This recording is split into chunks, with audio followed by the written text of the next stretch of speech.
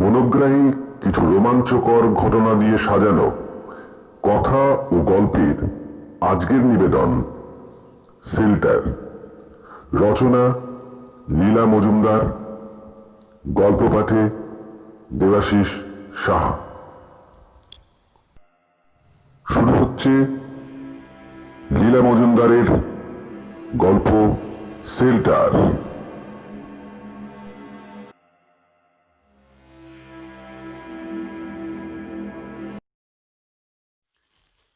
জায়গাটার নাম বলা বারণ।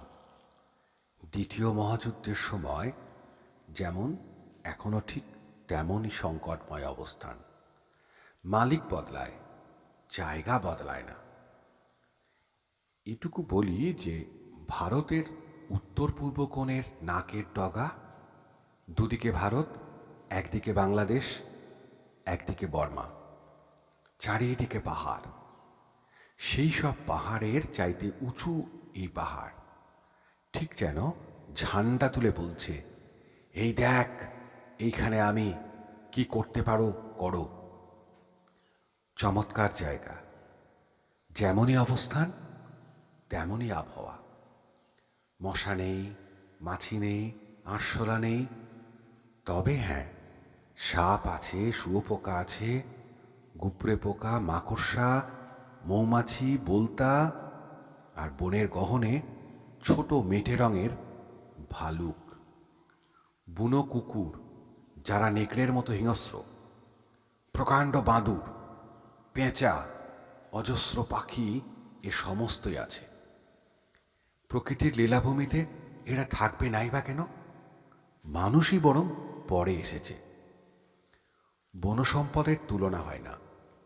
ঝাউ, সরল, তুতফল, বাঁশঝাড়, গাছের ডালে অর্কিড ঝুলছে।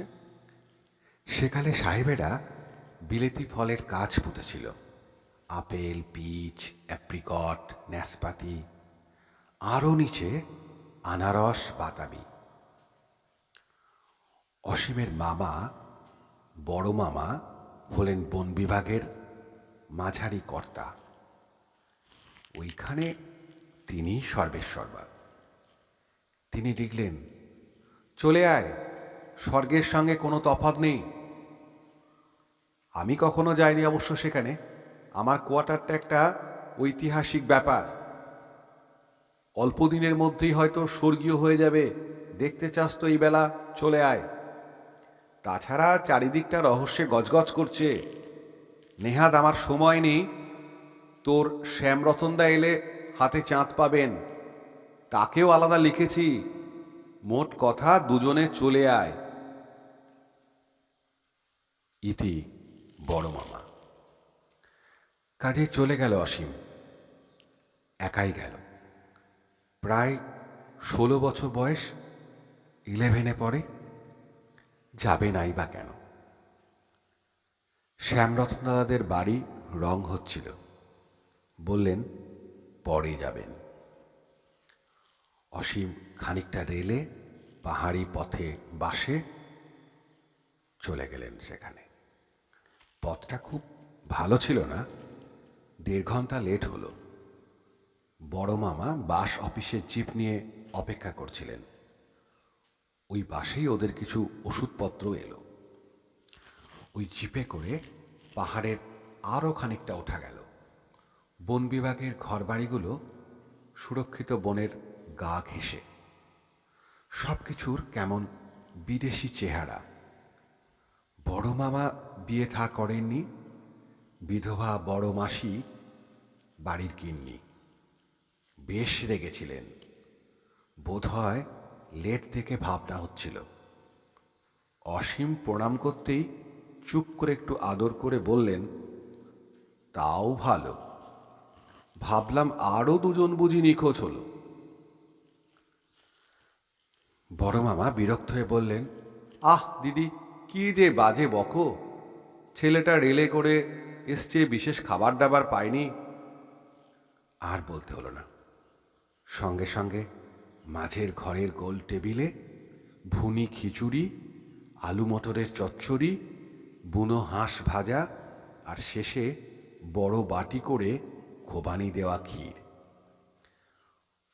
বড়মাসি বললেন, এই মগের মুলুকের একটা সুবিধা হলো সারা বছর শীতের তরকারি পাওয়া যায়।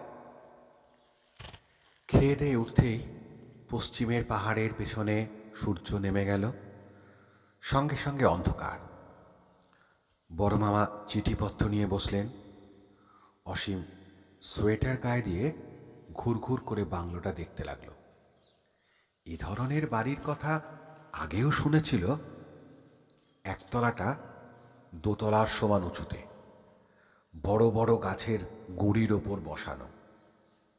এমনি পাকা কাঠ যেন শক্ত পাথর, সহজে পেরেক ঢোকে না। চারিদিকে জালে ঘেরা চওড়া বারান্দা। নিচের থেকে মজবুত কাঠের সিঁড়ি ওই বারান্দায় উঠে এসেছে। সেটাকে আবার কপিকলের সাহায্যে ভাঁজ করে তুলে ফেলা যায়। ভারী ইন্টারেস্টিং। বারান্দায় পড়ার টেবিলে বসা বড় মামা শীতের চোটে উঠে পড়লেন। বললেন, সেকালে বুনো জানোয়ারের উপদ্রব ছিল, তাই এই ব্যবস্থা। নিচে সাহেবদের টবের ফুলের সংগ্রহ দেখিস, কাল সকালবেলা দেখবি ভালো লাগবে। টবে স্ট্রবেরি করেছিল, মাশরুম করেছিল, এখনো হয়। যাই বলিস, ব্যাটাদের গুণ ছিল। টিনের চালের তলা থেকে ওই যে সারি সারি অর্কিড ঝুলছে দেখছিস, ওগুলোর বয়স কম করে 50 বছর। তোর আজকে অনেক খাটাখাটনি হয়েছে, এবার শুয়ে পড়বে। জানলায় জাল লাগানো আছে, কাজেই বাঁদর ঢুকবে না। তবে বালিশের নিচে টর্চ রাখিস। ব্যাস, এক ঘুমে রাত কাবার।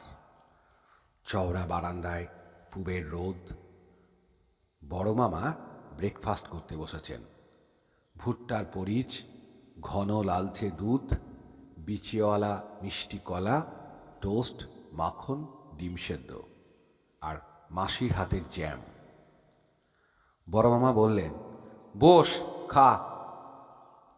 সারা রাতের না খাওয়ার পর সকালে এইসব পুষ্টিকর খাদ্য খেলে ভালোই লাগে। শুরু হচ্ছে লীলা মজুমদারের গল্প শেল্টার।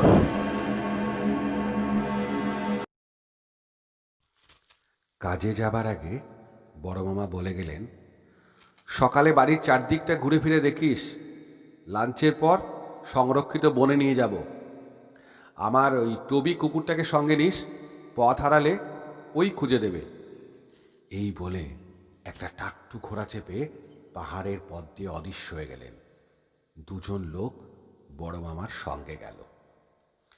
বড় মামা চোখের আড়াল হলেই মাসি বললেন, তাই বলে শেল্টারের দিকে যাস না যেন। অসীম অবাক হলো। শেল্টার? সে আবার কি বড় মাসি? মামু তো কিছু বললেন না। তা বলবে কেন শুনি? বললেই তো সেখানে ছুটবি।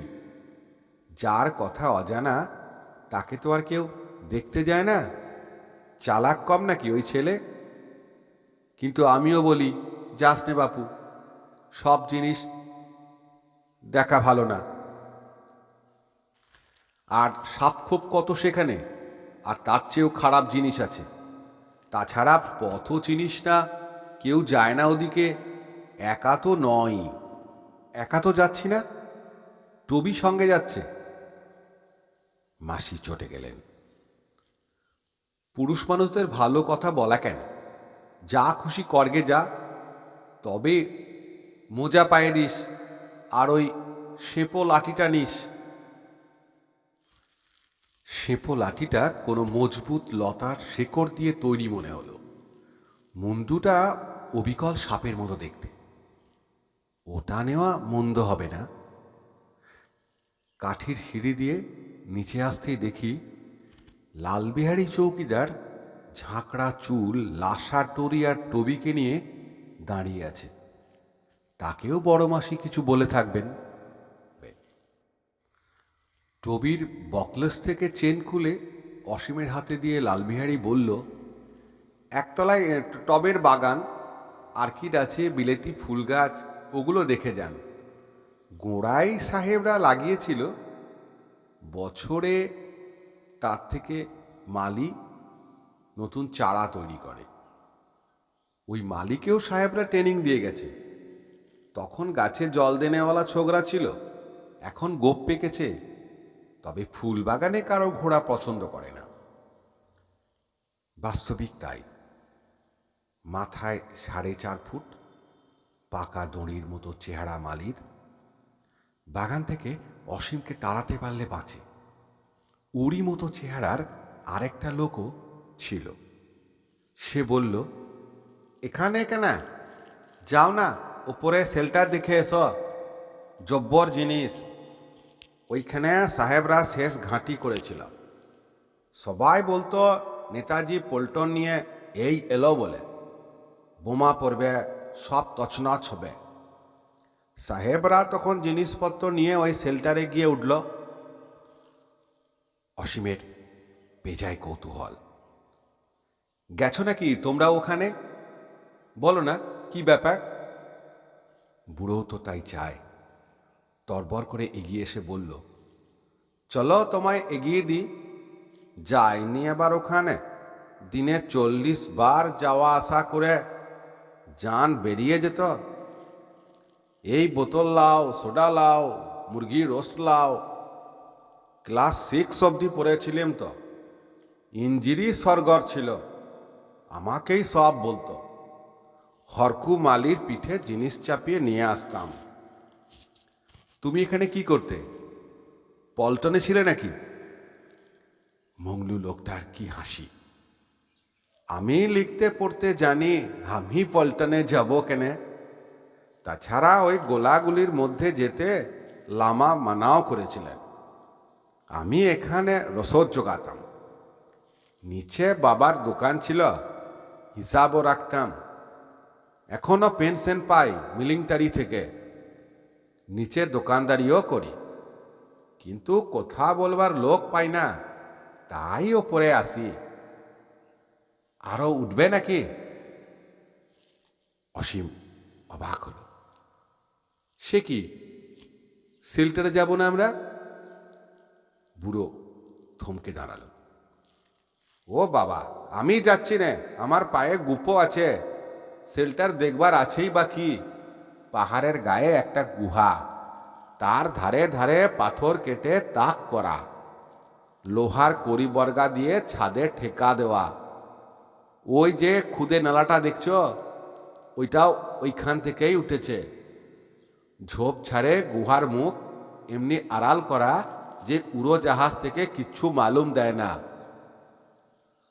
সবার কি ভয়, ওই নেতাজি আসছে, লক্ষ লক্ষ জাপানি আর বন্দুক বোমা নিয়ে। উপরে উড়োজাহাজ, ডাঙায় সেপাই আর স্নাইপার। ওরা জাদু জানতো, তা জানো? বনের মধ্যে একবার ঢুকলে বেমালুম নিখোঁজ হয়ে যেত।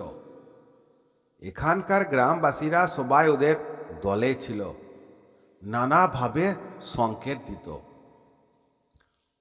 অসীম বলল, কি করে? দাঁড়াও দাঁড়াও, একটু টুকে নি। মংলু বিগড়ে গেল। কিছু টুকেছে তো এই আমি চললাম, ওসব চালাকি আমার জানা আছে। আমি কিছু সাহেবদের মিলিংটারি গোপন কথা বলিনি বাবু। অসীম বলল, অত ভয় কিসের? ওসব 1947 সালে চুকে বুকে গেছে। এখন আমাদের দেশ স্বাধীন, আমাদের নিজেদের মিলিটারি আছে। নেতাজির নামে পথঘাট হয়েছে, ওর মূর্তি আছে নানা জায়গায়। এখন সাহেবদের সে মিলিটারি আর নেই। কি বলছেন? এখন সাহেবদের সে মিলিটারি আর নাই? মংলু বলল, শুনেছি, হতেও পারে তাই। সাহেবরা তো আর আসে না এদিকে, জিনিসপত্রের দামও বড্ড বেশি। মোট কথা আমি আর উপরে যাচ্ছি না, আর তুমিও যেও না, কেউ যায়ও না, জায়গাটা খারাপ। এই বলে দে দৌড়। হচ্ছে লীলা মজুমদারের গল্প শেল্টার। তবে কি যাবে না একা একা? একা মোটেই নয়। টবি ছুটতে ছুটতে বনের মধ্যে ঢুকে গেল। অগত্যা অসীমও চলল। গাছে ছাওয়া পথ, নিচের মাটি স্যাঁতসেঁতে, গাছের গায়ে বুড়োদের দাঁড়ির মতো লাইকেন, এক হাত চওড়া আধখানা থালার মতো ব্যাঙের ছাতা, আড়ালে খুদে ঝর্ণা লাফিয়ে নামছে। সবসময় কানে আসছে একটা ঝরঝর শব্দ, দেখা যাচ্ছে না।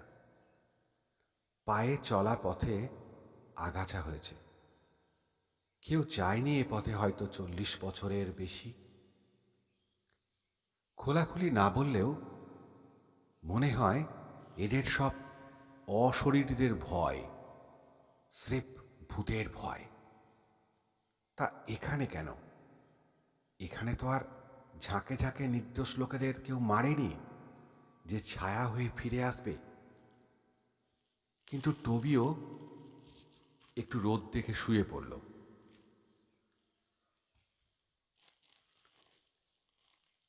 অসীম এবার শেল্টারের ছায়া ঢাকা পথ ধরল। থাক পড়ে টবি, ভূতের ভয় না আরো কিছু, স্রেফ কুড়েমি। সাবধানে উঠতে হচ্ছিল। পথের ওপর গোল গোল নুড়ি ছড়ানো, পা হরকাবার ভয়। হয়তো কোনো কালে ছোট ঝর্ণাটা এই খাতে বইত, তারই নুড়ি। নয়তো মিলিটারি সাহেবরা ইচ্ছা করে ছড়িয়েছিল যাতে কেউ এলে জানান দেয়। শত্রুরা যদি সত্যি পাহাড় ভেদ করে বর্মা থেকে এসে হাজির হয়, এই শেল্টারটি হবে সাহেবদের শেষ আশ্রয়। কে জানে, এর মুখটা বন্ধ করার কোনো উপায় থাকাও অসম্ভব নয়। এইসব ভাবতে ভাবতে অন্যমনস্কভাবে কখন পথের শেষে পৌঁছে গেছে অসীম নিজেই টের পায়নি। সামনে একটা স্বাভাবিক পাথরের দেওয়াল, সেখানেই পথ শেষ। তাহলে শেল্টারটা কোথায় গেল? উচিত ছিল পাথরের দেওয়ালের আড়ালে একটু উঁচুতে ঢুকবার রাস্তা করা, পাথরের খাঁজে দূরে দেখবার জন্য লুক আউট রাখা। এই কথা ভাবতে ভাবতে ক্যাম্বিসের জুতো পরা পা পাথরের খাঁচে খাঁচে রেখে অসীম উঠে পড়ল। বেঁচে থাক অযোধ্যা পাহাড়ের ট্রেনিং। এই উঁচু পাহাড়টা একটা স্বাভাবিক দেওয়ালের মতো, ঠিক যা অসীম মনে করেছিল। ওতে ছোট ছোট ফাঁক আছে, অনেক দূরে চোখ যায়, বন্দুকের নলও যায়। ওপরে লতা গাছ একটা ছাদ তৈরি করে রেখেছে, জঙ্গুলে ছাদ, প্রায় 40 বছরে যতটা হয়। পাথরের আড়ালে শেল্টারের মুখ। হঠাৎ দেখলে মনে হবে স্বাভাবিক, সম্ভবত সত্যি তাই। তবে তার ওপর যে কারিগরি করা রয়েছে, ভেতরে ঢুকতেই সেটা বোঝা গেল। শক্ত পাথর কংক্রিটের থাম্বা দিয়ে ছাদ ঠেকানো, মেঝেটা পাথরের চ্যাপ্টা চাঁই দিয়ে বাঁধানো, দেয়ালের কাছে জল বেরোবার নালি, ভেতর থেকে বাইরের দিক ঢালু, বোমা ঠেকাবার ব্যবস্থা। তাই বলাই বাহুল্য জানালা নেই। ঢুকবার দরজাতেও লোহার পাতের গেট বসানো, এখন অবশ্যই খোলা, সব খালি, ভোঁ ভাঁ করছে। ভেতর দিকে দরজার মাথায় পাথরের মাচার মতো, ব্যালকনিও বলা যায়, তাতে দুটি জানালা কাটা, তার লোহার পাল্লা খোলা, আলো আসছে। অসীম পাথরের গায়ে কাটা সিঁড়ি দিয়ে ব্যালকনিতে ওঠে, জানালার কাছে চলে গেল সে। পাথরে কাটা বসবার জায়গা, পাথরের তাক, পাথরের টেবিলের মতো অনেকটা। জানালা বেশি উঁচু না, খুব চওড়া। দাঁড়ালে অসীমের মুন্ডুটা তার উপরে থাকে, কিচ্ছু দেখতে পায় না। পাথরের সিটে বসলে গুহার সামনের পাথরের দেয়ালের ওপর দিয়ে দূর দিগন্ত অবধি চোখে পড়ে। বাইরে মাথার ওপরে পাথর একটু ঝুঁকে পড়েছে, তাই জানালাটা বাইরের থেকে চোখে পড়ে না। এমন চমৎকার কারিগরি দেখে অসীম মুগ্ধ। সাধে কি আর ইংরেজরা অর্ধেক পৃথিবীর ওপর রাজত্ব করেছে? কিরকম কার্যকরী মাথা ওদের! হঠাৎ নাকে একটা চেনা সুগন্ধ এলো। অসীম চমকে উঠে এদিক ওদিক তাকালো। অন্য জানলার সিটে খাঁকি শার্ট প্যান্ট পরা, কাঁচা পাকা চুলওয়ালা একটা গোড়া। বছর 65 বয়স হবে। পাকানো দড়ির মতো মজবুত শরীর, পাটকিলে চোখ, ঠোঁটে মৃদু হাসি। এখানে লোকের আনাগোনা আছে তাহলে। বন বিভাগের এলাকা ছাড়াও অন্য পথ আছে নিশ্চয়। বেশ লাগলো মানুষটিকে। বললেন, সমস্ত সমতলটা একটা মস্ত খাতার খোলা পাতার মতো। ওইখানে গায়ের লোকেরা সুভাষের জাপানি উড়োজাহাজের ঝাঁককে পথের নিশানা দিত। কেমন করে দিত? সে এক মজা। চারিদিকে মিলিটারি গিজগিজ করছে, তারই মধ্যিখানে কাপড় কেচে ধোপার একটা তীরের আকারে কাঁচা কাপড় শুকোতে দিত। যেদিকে ব্রিটিশ সৈন্য আছে সেদিকে তীরের ফলা। তবে এই শেল্টারের কথা কেউ জানত না। এ বড় গোপনীয় ব্যাপার ছিল। ছাদ অবধি বোমা, বারুদ, গোলাগুলি সব জমা করা থাকত। এ আমি নিজের চোখে দেখেছি। অসীম অবাক হল। তবে হতেও পারে।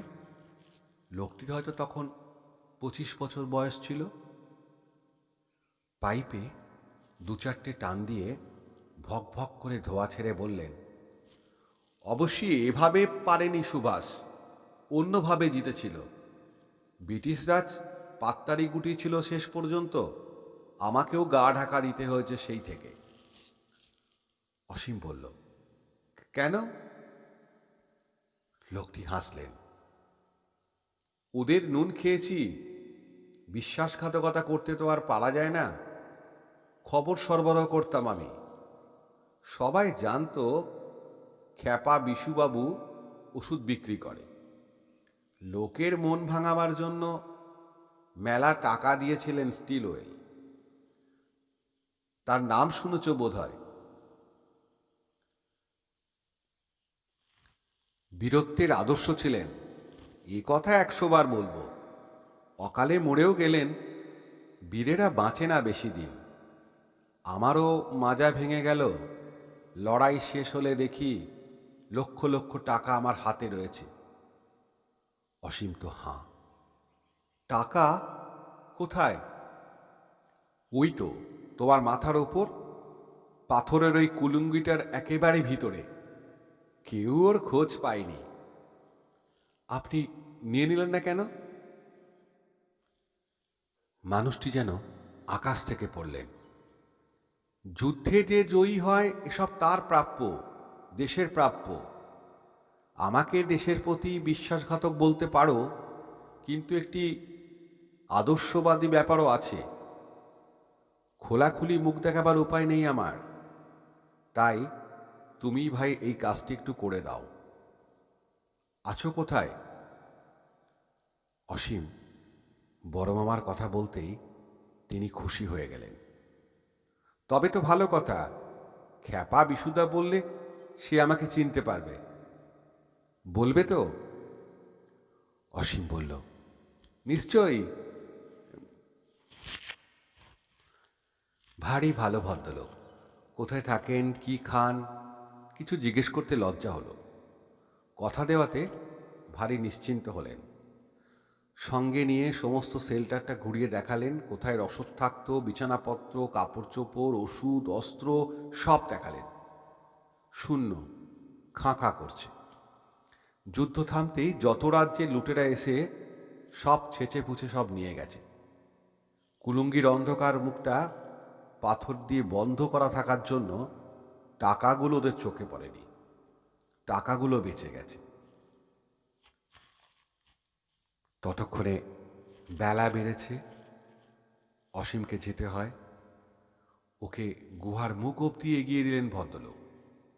এবার অসীম বলেই ফেলল, চলুন আমার সঙ্গে নিচে, মাসিমার রান্না খেলে খুশি হবেন। মাথা নাড়লেন।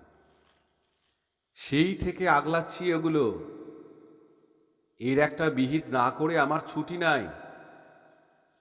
খাঁকি রুমাল নেড়ে বাই বাই করে দিলেন। শেষ পর্যন্ত অনিচ্ছা সত্ত্বেও নেমে এলো অসীম। কাঠের সিঁড়ি বেয়ে ওপরে উঠেই যেমনি অবাক তেমনি খুশি।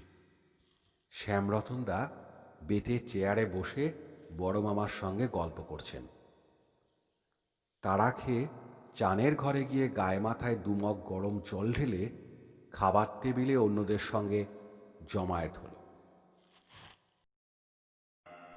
শুরু হচ্ছে লীলা মজুমদারের গল্প সেল্টার।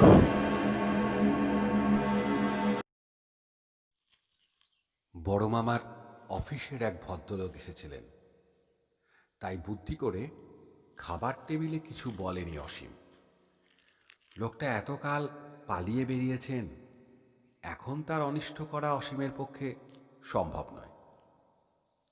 বড় ভালো লেগেছিল।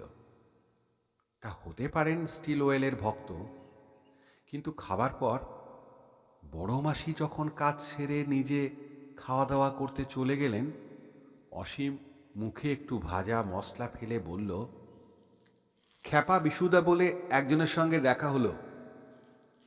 বড় মামার হাত থেকে পান পড়ে গেল। কি যাতা বলছিস, কোথায় দেখা হলো? তখন অসীম সব কথা খুলে বলল। একটা পিন পড়লে শোনা যায়। অসীম আরো বলল, উনি চান ওই টাকা এনে দেশের কোনো কল্যাণ তহবিলে জমা দেয়া হোক, নইলে ওর ছুটি নেই। বড় মামার মুখে কিছুক্ষণ কথা নেই। কিন্তু কিন্তু উনি তো যুদ্ধের পর থেকেই নিখোঁজ। তুমি চিনতে তাহলে? শুকনো হাসলেন বড় মামা। বাহ, বিশু দাদাকে চিনব না? বাবার নিজের কাকা, যদিও সমবয়সী। সাহেবদের সঙ্গে ভিড়লেন, দেশের লোক ছিছি করত, এ আমার স্পষ্ট মনে আছে। যদিও তখন নিচের ক্লাসে পড়তাম। আছেন তাহলে এখনো? কি করা যায় বলুন দেখি শ্যামরতনদা? শ্যামরতনদা মুচকি হাসলেন। করবে আবার কি? চলো, দুপুরে কাজকর্ম নেই, এই সময় টাকাগুলো নিয়ে আসি। ওই খ্যাপা বিশুর সঙ্গে আলাপ করলে নিশ্চয়ই অনেক প্রত্যক্ষদর্শীদের বিবরণী পাওয়া যাবে। গেলেন ওরা দুজন আর অসীম। বারণ সত্ত্বেও ওখানে গেছিল বলে কেউ অসীমকে বকলেন না। কিন্তু খ্যাপা বিশুর সঙ্গে দেখা হলো না, কেউ ছিল না ওখানে। তবে অসীম ছোট একটা শাবল নিয়ে গেছিল। জানালার উপরে যেখানটা ভদ্রলোক দেখিয়েছিলেন, সেখানে জোরসে দুটো খোঁচা দিতেই ঝুরঝুর করে একরাশ নুড়ি, পাথরের কুচি, ভাঙা সিমেন্ট বেরিয়ে এলো। তার পেছনের কুলঙ্গিতে হাত গলাতেই একটা ভারী ওয়াটারপ্রুফ থলি বেরোলো, সোনার মোহরে ঠাসা। ওই সময় ঘুষ নিতে হলে নাকি কাগজের টাকা কেউ ছুত না। আর বেরোলো বাঁকা একটা বিলিতি পাইপ। পাইপটার মুখের কাছে একটা সাদা দাগ। সকালেও অসীম সেটা লক্ষ্য করেছিল। আস্তে আস্তে সে পাথরের সিটে বসে পড়ল। পা কাঁপছিল। অনেকক্ষণ পরে বড় মামা বললেন, তাই বলি, 1943 সালে বিশুদাদার 65 বছর বয়স ছিল। পাকা দড়ির মতো শরীর, খাকি শার্ট প্যান্টুলেনে পরে ঘুরে বেড়াচ্ছেন। গুপ্তচর বলে কেউ সন্দেহ করতো না, ছোটবেলায় দেখেছি। তারপর অসীমের দিকে ফিরে বললেন, তাহলে এখন তার বয়স কত হয়? 112, তাই না?